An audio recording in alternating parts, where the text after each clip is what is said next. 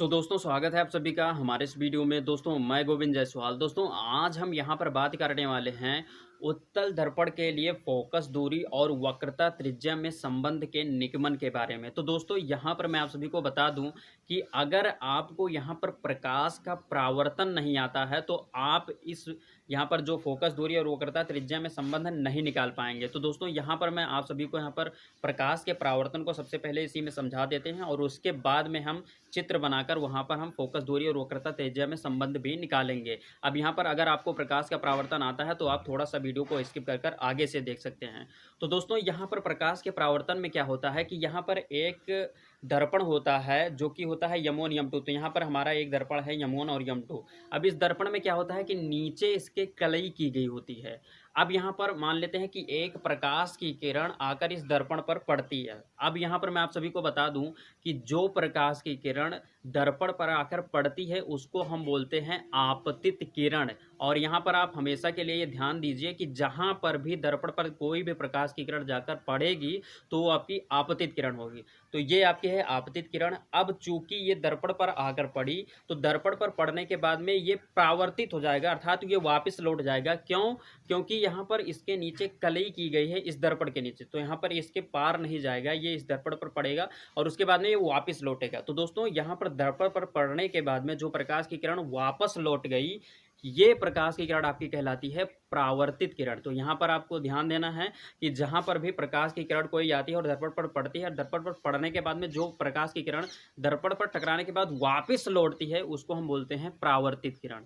अब यहाँ पर ये आपतित किरण हो गया और परावर्तित किरण हो गया। अब इसी आपतित किरण और परावर्तित किरण के बीच में अगर हम एक लाइन खींच दें तो ये जो लाइन होगी ये आपकी होगी अभिलंब। अब यहाँ पर मैं आप सभी को बता दूं कि ये जो आपतित किरण आई और ये जो अभिलंब है इसके बीच में जो कोण बना है ये आपका होता है आपतन कोण। और उसके बाद में ये जो परावर्तित किरण होती है और ये जो अभिलंब होता है इसके बीच में जो कोण बनता है उसको हम बोलते हैं परावर्तन कोण।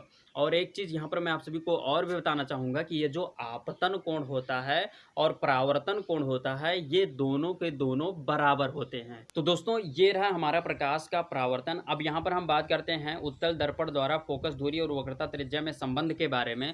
तो दोस्तों इसके लिए सिंपली से यहाँ पर हम ले लेते हैं एक उत्तल दर्पण जो कि यहाँ पर हमारा है यम1 और यम2। और उसके बाद में ये जो दर्पण है इसके इस साइड में कलई की जाती है, तो यहाँ पर इस साइड में पूरा कलई की गई है और इसका जो ध्रुव है वो है ये बिंदु P।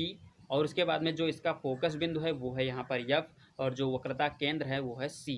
अब यहाँ पर क्या होता है कि एक प्रकाश की किरण A चलती है और उसके बाद में ये मुख्य अक्ष के समांतर आती है और दर्पण के B बिंदु पर टकराती है। अब चूंकि इसके पहले अभी हमने प्रकाश के परावर्तन में पढ़ा कि जो प्रकाश की किरण आकर दर्पण पर पड़ती है, दर्पण से टकराती है, वो आपकी कहलाती है आपतित किरण। तो ये जो हमारा ए से बी तक प्रकाश की किरण आई ये हमारी है आपतित किरण। अब दूसरी बात यहाँ पर हम करेंगे कि जो प्रकाश की किरण इस गोलीय दर्पण में मुख्य अक्ष के समांतर आती है वो दर्पण पर टकराने के बाद में फोकस बिंदु से होते हुए आगे बढ़ जाती है या फिर फोकस बिंदु से आती हुई प्रतीत होती है। तो चूंकि यहाँ पर जो फोकस बिंदु है इस कलई के इस पार है, तो यहाँ पर ये जो प्रकाश की किरण आई ये कलई के इस पार तो आएगी नहीं। तो यहाँ पर हम क्या करेंगे, इस फोकस बिंदु से लेकर और बी बिंदु तक हम एक काल्पनिक रेखा खींच लेंगे और यहाँ पर इस काल्पनिक रेखा जब ये बी तक पहुँचेगी तो इसी के सीध में हम ऊपर की तरफ डी तक एक प्रकाश की किरण को ले जाएंगे। तो यहाँ पर क्या हुआ कि जो प्रकाश की किरण ए से चली थी वो आकर बी पर पड़ी और बी पर पड़ने के बाद में ये ऊपर डी की तरफ परावर्तित हो गई। तो यहाँ पर जो हमारी परावर्तित किरण हुई ये बी और डी हुई, अर्थात बी से डी की जो हमारी किरण है ये आपकी परावर्तित किरण हुई। क्योंकि अभी हमने प्रकाश के परावर्तन में पढ़ा है कि जो दर्पण पर आकर टकराती है, टकराने के बाद जो वापस होने वाली प्रकाश की किरण होती है वही होती है आपकी परावर्तित किरण। तो यहाँ पर दर्पण पर टकराने के बाद में ये डी की तरफ वापस हो गई, तो यही हमारी है परावर्तित किरण। तो यहाँ पर ये आपतित किरण ए बी हो गया और परावर्तित किरण यहाँ पर बी डी हो गया। अब यहाँ पर हमने अभी प्रकाश के परावर्तन में ही बीच में एक लाइन खींचकर उसको अभिलंब बोला था, तो यहाँ पर भी हम एक बीच में लाइन खींचेंगे, लेकिन यहाँ पर क्या किया जाएगा कि ये जो C है इस C बिंदु से एक काल्पनिक रेखा खींचेंगे और B से होती हुई जाएगी और ये यन तक जाएगी। तो ये हमारा होगा अभिलंब। अब हम आप सभी को बता देते हैं कि जो प्रकाश के परावर्तन में ही अभी हमने पढ़ा है कि जो यहाँ पर आपतित किरण होती है और अभिलंब होती है, इसके बीच में जो कोण बना होता है उसको हम बोलते हैं आपतन कोण। तो यहाँ पर आपतित किरण है ए बी और जो अभिलंब है यहाँ पर बी से यन तक, तो इसके बीच में जो कोण बना है ये आपका क्या होगा, आपतन कोण। यानी कि जो आपतन कोण होगा वो होगा A B N. A B N हमारा हो गया आपतन कोण। अब यहाँ पर हम बात करते हैं परावर्तन कोण। तो यहाँ पर परावर्तित किरण क्या है, बी से यहाँ पर डी तक और जो हमारा अभिलंब है बी से एन तक। तो यहाँ पर जो हमारा यहाँ पर जो होगा ये परावर्तन कोण ये होगा यहाँ पर एन बी डी। ये कोण जो हमारा होगा ये होगा आपका परावर्तन कोण। अब चूंकि इसके पहले अभी हमने यहाँ पर प्रकाश के परावर्तन में ये भी जाना है कि ये जो आपतन कोण होता है और परावर्तन कोण होता है ये दोनों सेम होते हैं अर्थात बराबर होते हैं। तो यहाँ पर हम लिख सकते हैं कोण ए बी एन बराबर कोण एन बी डी अर्थात आपतन कोण बराबर परावर्तन कोण। तो यहाँ पर हम लिख देते हैं ए बी एन बराबर एन बी डी और उसके बाद में इसके आगे लिखते हैं परावर्तन के नियम से और इसको समीकरण नंबर फर्स्ट बना देते हैं। तो ये हमारा कंप्लीट हुआ पहला स्टेप। अब हम बात करते हैं दूसरे स्टेप पर। अब दोस्तों इस स्टेप में क्या करेंगे कि यहाँ पर जो सी से लेकर और यन तक जो हमने अभी अभिलंब खींचा है इस पर बात करेंगे। इस अभिलंब पर दो रेखाएं हमको मिल रही हैं और वो दोनों एक दूसरे के समांतर है। कौन कौन सी मिल रही हैं इसको जानते हैं। यहाँ पर जो इसी अभिलंब पर एक जो अभी प्रकाश की किरण आई है वो मुख्य अक्ष के समांतर आई है ए से लेकर बी तक और आकर जो बी बिंदु है ये आपका टकराया है कि ये जो अभिलंब है इसी पर। तो ये एक हो गई और एक यहाँ पर जो इस साइड में अगर आप देखते हैं तो यफ से लेकर और सी तक आकर ये वक्रता केंद्र तक जो टकरा रही है ये भी समांतर है और इसी के समांतर आपकी जो प्रकाश किरण मुख्य अक्ष के समांतर आई थी वो समांतर है। तो ये दोनों समांतर मिल रहे हैं। इसको हम पहले इस चित्र को यहाँ पर निकाल लेते हैं और पुराने वाले चित्र को ऊपर एडजस्ट करते हैं। यहाँ पर आप देख सकते हैं कोण ए बी एन और उसके बाद में यहाँ पर जो कोण है एफ सी और बी, ये जो दोनों कोण हैं ये दोनों कोण एक दूसरे के संगत कोण हैं और आप यहाँ देख सकते हैं कि एक ही लाइन पर स्थित हैं और दोनों के दोनों अभिकिरण जो ए बी है और एफ सी है ये दोनों के दोनों समांतर हैं।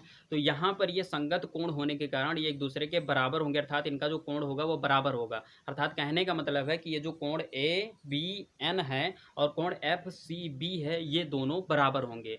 और तो इस चीज़ को हम यहाँ पर लिखते हैं और लिखेंगे क्या कि कोण ए बी एन बराबर कोण एफ सी बी और उसके आगे लिख देंगे संगत कोण से और इसको समीकरण नंबर सेकंड बना लेंगे। तो दोस्तों यहाँ पर हमको मिल चुका है दो समीकरण और दोनों समीकरण में ही ए बी एन का मान दिया गया है। तो यहाँ पर पहले समीकरण की अगर हम बात करें तो यहाँ पर मिला है ए बी एन बराबर एन बी डी और दूसरे समीकरण की बात करें तो यहाँ पर भी है ए बी एन बराबर यहाँ पर एफ सी बी। तो यहाँ पर हम क्या करेंगे कि पहले समीकरण से ए बी एन का मान रख देंगे दूसरे समीकरण में। तो यहाँ पर लिखते हैं कि पहले समीकरण से ए बी एन का मान दूसरे समीकरण में रखने पर तो हमारा जो दूसरा समीकरण है वो है ए बी एन बराबर यहाँ पर एफ सी बी। तो एफ सी बी को इस तरफ जो है उसको हम नीचे को उतार लेंगे और उसके बाद में ये जो ए बी एन है ए बी एन के स्थान पर ऊपर से हम ए बी एन का जो मान है वो है यहाँ पर एन बी डी। तो एन बी डी को उठाकर हम ए बी एन के स्थान पर रख देंगे। तो हमको मिल चुका है एन बी डी बराबर एफ सी बी। तो दोस्तों ये हुआ कंप्लीट। अब हम बात करते हैं अगले स्टेप के बारे में। दोस्तों इस स्टेप में क्या होगा कि यहाँ पर जो एन बी डी है और उसके बाद में सी बी एफ है ये दोनों के दोनों कोण एक दूसरे के शीर्षाभिमुख कोण हैं। अब अगर ये बात नहीं समझ में आया तो पहले ये वाला चित्र हम यहाँ पर निकालते हैं और पुराने वाले चित्र को ऊपर एडजस्ट करते हैं। यहाँ पर आप देखेंगे कि यहाँ पर जो एन बी डी है और उसके बाद में अगर हम इस तरफ आएँ तो यहाँ पर देखेंगे सी बी एफ जो है ये एक दूसरे के एक ही शीर्ष पर यहाँ पर दोनों कोण बने हुए हैं अर्थात शीर्षाभिमुख कोण है। तो जो शीर्षाभिमुख कोण होते हैं वो एक दूसरे के बराबर होते हैं। तो यहाँ पर हम लिख सकते हैं एन बी डी बराबर सी बी एफ। तो वहाँ पर हम लिख देते हैं कोण एन बी डी बराबर सी बी एफ और आगे लिख देते हैं शीर्षाभिमुख कोण। तो यहाँ पर हमको बताना होगा कि यहाँ पर जो अभी देख रहे हैं एन बी डी का मान मिला और इसके जस्ट ऊपर वाले स्टेप में भी एन बी डी का मान ही मिला हुआ है। तो यहाँ पर हम पहले वाले समीकरण से जो एन बी डी का मान है अर्थात एफ सी बी, तो एफ सी बी को हम रख देंगे दूसरे वाले समीकरण यहाँ पर नीचे वाले स्टेप में जो एन बी डी है उसके स्थान पर। तो यहाँ पर हमको मिल जाएगा एफ सी बी बराबर सी बी एफ। तो यहाँ पर ये कंप्लीट हो गया। अब यहाँ पर ये जो अभी हमको नीचे ये जो स्टेप में ये जो मिला हुआ है समीकरण इस पर अगर हम गौर करें तो ये क्या है एफ सी बी और उसके बाद में सी बी एफ, अर्थात ये एक, अभी देखो यहाँ पर हम ये जो चित्र ले आए हैं यहाँ पर शो करते हैं, तो यहाँ पर आप देखिए एफ सी बी अर्थात ये सी वाला कोण, और उसके बाद में यहाँ पर अगर बात करें तो सी बी एफ, तो यहाँ पर बी वाला कोण, अर्थात एक ही त्रिभुज में ये जो कोण है ये वाला सी वाला कोण और बी वाला कोण, कलई के इस पार जो ये बी वाला कोण है और ये सी वाला कोण है, ये दोनों एक दूसरे के बराबर हैं, जैसा कि आपको रिलेशन में नीचे वाले दिख रहा है। यहाँ पर एफ सी बी बराबर सी बी एफ, तो यहाँ पर ये एक ही त्रिभुज है और एक ही त्रिभुज में ये जो यहाँ पर बी वाला कोण और सी वाला कोण है, ये दोनों कोण क्या हैं, बराबर हैं। तो आपको मैं बताना चाहूँगा कि एक ही त्रिभुज में जब दो कोण बराबर होते हैं, उनके सम्मुख भुजाएं जो होती हैं वो भी बराबर होती हैं। दोस्तों यहाँ पर अगर आप देखें तो सी के आगे का जो भुजा है वो क्या है आपका बी एफ, तो यहाँ पर हम सी के आगे के भुजा जो है वो बी एफ हो गया, और उसके बाद में जो बी कोण है आपका, उस बी कोण के आगे का जो भुजा है वो है आपका एफ सी, तो यहाँ पर हम लिख सकते हैं बी एफ बराबर एफ सी, क्योंकि एक ही त्रिभुज में जब दो कोण बराबर होते हैं तो उनकी सम्मुख भुजाएं बराबर होंगी, तो सी के आगे का जो भुजा है अर्थात वहाँ से बी से लेकर एफ तक ये भुजा, और बी के आगे बी कोण के आगे जो यहाँ पर भुजा है एफ सी, ये दोनों बराबर होंगे, तो हम यहाँ से लिख सकते हैं बी एफ बराबर एफ सी। इतना लिख चुके।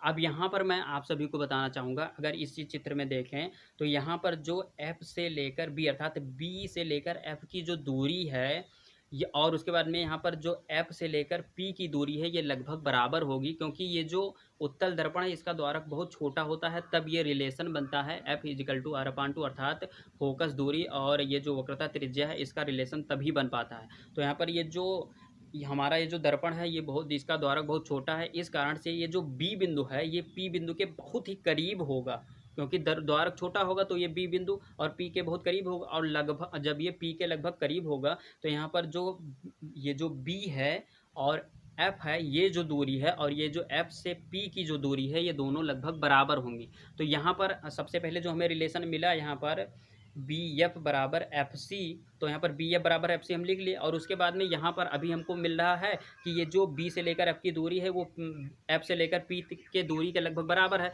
तो यहाँ पर बी एफ बराबर एफ सी बराबर और उसके बाद में पी एफ हमको मिल चुका।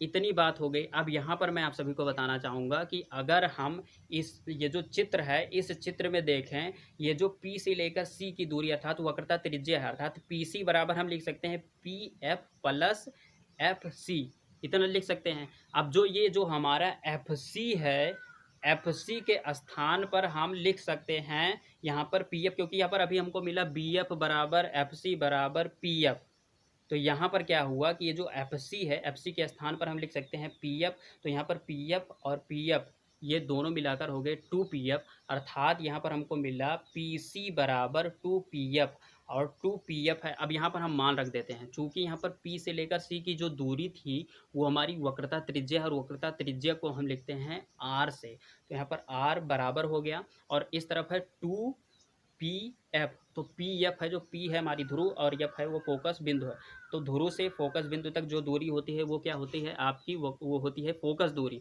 तो फोकस दूरी को स्मॉल f से लिखते हैं, तो r बराबर 2f हो गया। अब यहाँ पर ये 2 इस तरफ गुणा करता है, उस तरफ अगर हम पक्षांतर कर दें तो ये 2 उस तरफ जाकर भाग करेगा, तो यहाँ पर हमको जो रिलेशन मिलेगा वो मिल जाएगा यहाँ पर F इजिकल टू R अपान 2। तो दोस्तों यही है आपका उत्तल दर्पण द्वारा फोकस दूरी और वक्रता त्रिज्या में संबंध का निगमन। दोस्तों उम्मीद करता हूँ ये वीडियो आप सभी को पसंद आई होगी। वीडियो पसंद आई तो प्लीज़ लाइक कीजिए, और दोस्तों यदि आप नए हैं हमारे चैनल पर तो चैनल को सब्सक्राइब कर प्रेस कर लीजिए बेल आइकन को, जिससे कि आपको नए वीडियो का अपडेट मिलता रहे। तो दोस्तों बस यहीं पर दीजिए इजाज़त।